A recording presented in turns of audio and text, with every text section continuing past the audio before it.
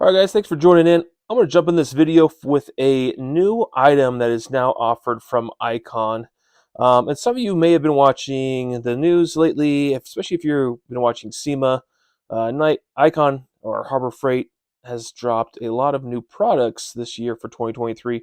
And this is one of the items that popped up that they said would be dropping in their stores in November. So here we are in November. This is the Icon as they call it, drop point knife with ceramic bearings, a very unique name. And the part number is KDP3. Let's notice the other part number back here. Also, Harbor Freight's number is 70613. So what this is this is their latest attempt at a quality knife that you could buy from Icon that goes above and beyond. And some of the items that are unique about it are this G10 handle with this carbon fiber inlay. We'll take a look in here real quick, as well as the D2 steel in the actual blade itself. So definitely a step up compared to some of the previous knives that Harbor Freight has offered. But let's take a quick look at it. So we'll jump in here. Now the knife comes in this foam tray, which quite honestly, once you take this thing out of the tray, I mean, unless you're someone who likes to hang stuff like this on the wall or put it in a drawer, I mean, they did a good job with it, with the fitment of the tray, but that's pretty much where that goes. Now, looking at the knife, now we mentioned it has a ball bearing in it, a ceramic ball bearing, so it is quite nice to open. It is a smooth function, right? No issues there. And looking here, I mean, looks like they did a little anodized ring inside there. I'll get you guys a little bit closer so you can see. There you go. So the fit and finish, it even has a nice little taper to it. Definitely above board for what is traditional from Harbor Freight. The blade itself, once again, is D2 steel. It's a better steel, right? It's a stiffer, harder steel that holds a sharpness a little bit longer, obviously, than other steels out there. So it is a good steel, but it's not anything groundbreaking. Other manufacturers, a lot of manufacturers use this D2 steel. Even a lot of Chinese manufacturers. Now this appears to be silk screened on. Yeah, this is silk screened on. I don't think it's even etched. It is raised. So that may last a while, it may not. But the blade itself seems nice. And I always like to take a little bit of an edge here. That is smooth all the way across. So the sharpening was actually well done to this blade. Now, how sharp is it? I can give it a quick little test.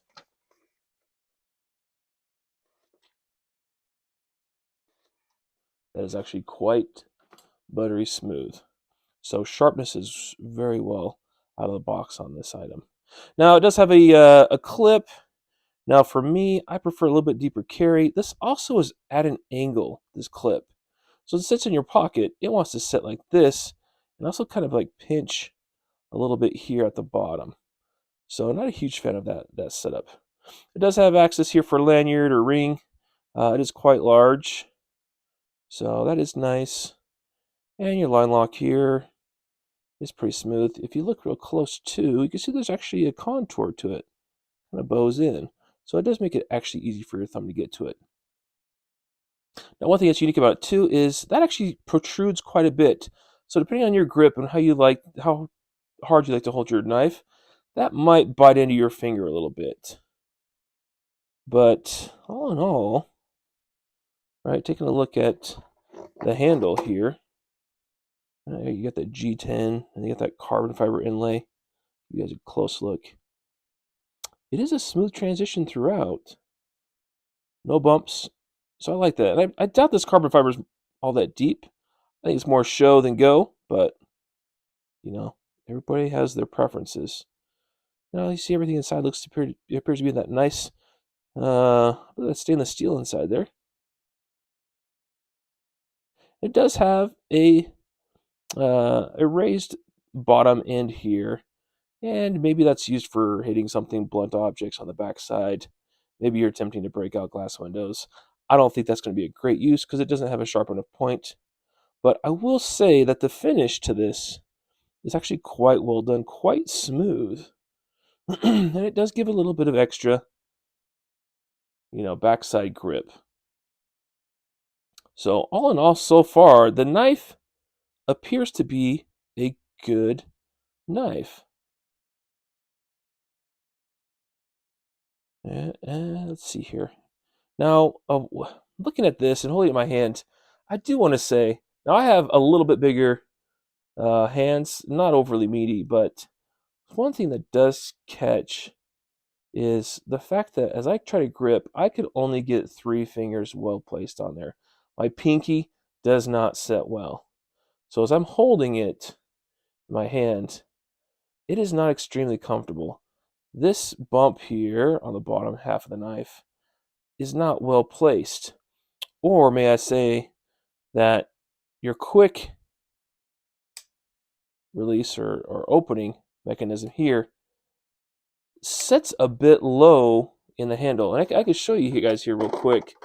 Now, here's a no-name item that I picked up a while ago, which is similar in size and functionality. But take a look at where the finger flick is located and how it's designed. You can check the line lock too. Right? This has a nice little taper to it as well, or indentation, so it's easy to access one-handed and fling closed.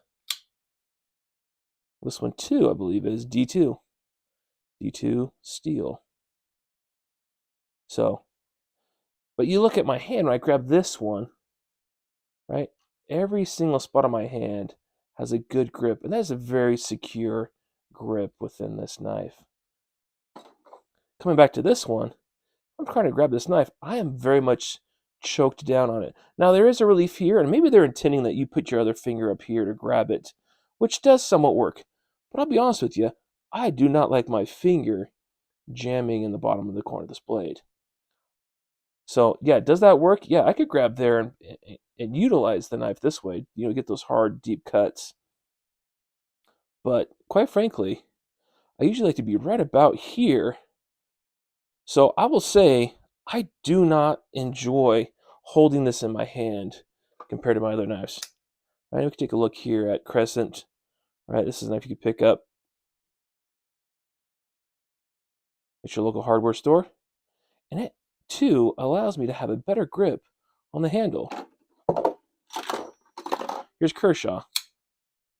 Once again, large knife, but they purposely allowed my finger to fit up in there. So much better job. Here's Klein. Same idea. I could get my whole hand on the handle, right, and choke up on it. But I try to do that with this. And this protrusion here, I'm not a big fan of. It almost wants to flop forward out of your hand. So I will say, guys, that, for $39, I mean, first of all, that's what it costs currently, Harbor Freight. Now, you could get those Icon coupons every so once in a while, but they're not super frequent. So for $39, this is up there price-wise. It costs more than most of these here right now. Now, I will say that Icon does a great job here, at least here locally for me, that if I have an issue with this knife, if it falls apart, something breaks on it, I take it in, they'll give me a new one.